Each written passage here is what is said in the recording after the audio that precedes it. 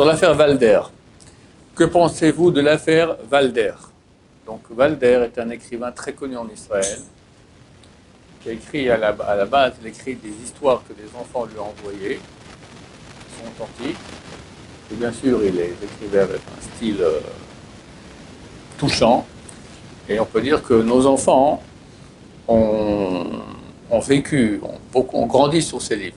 Beaucoup d'ailleurs ont été traduits en français. Il a été accusé d'avoir fait des actions mauvaises et il s'est suicidé.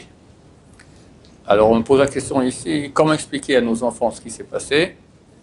Les rabbinim ne devraient-ils pas sensibiliser les communautés aux violences sur les enfants et sur les femmes? Comment un homme qui s'est suicidé peut-il être enterré dans un carré normal avec des SPD? Alors quelques personnes m'ont posé la question sur cette affaire-là et j'ai répondu une chose très très juste et très très courte et très expéditive et très bonne.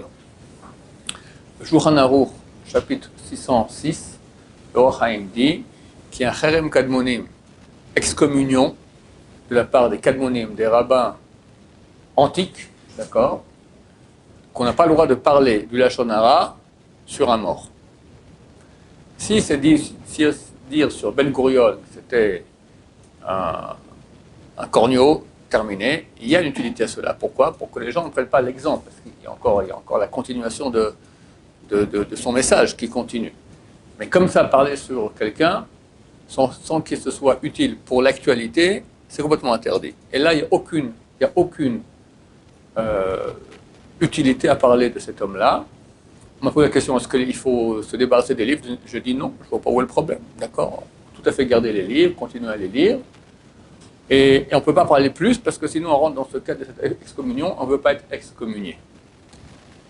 Donc vous dites aux enfants la même chose. Ce monsieur, il s'est suicidé, ça arrive. Des fois, des gens sont tristes dans la vie, ils se suicident. Il ne faut pas se suicider parce qu'on n'est pas... Parce qu'on n'est pas maître de notre vie. Même des fois, les gens sont très tristes et ils arrivent à ce point-là, et c'est très dommage. Pour eux surtout. Les rabbinim ne devraient-ils pas sensibiliser leur communauté aux violences sur les enfants, sur les femmes? Oui, bien sûr, tout à fait indépendamment de cette affaire-là. Toujours bien de parler contre la violence. Toute violence est mauvaise. Comment un homme qui s'est suicidé peut-il être entré dans un carré normal avec des SPD? Bon, ça c'est une question en général. Shulchan Aruch dit que quand quelqu'un se suicide, tout le monde s'habille, toute sa famille s'habille avec des habits blancs, on fait un festin pour éviter la mort d'un ennemi d'Hachem. J'ai jamais entendu parler, j'ai bientôt 62 ans, que une famille où un homme a eu un suicide, la famille a fait cela. Pourquoi?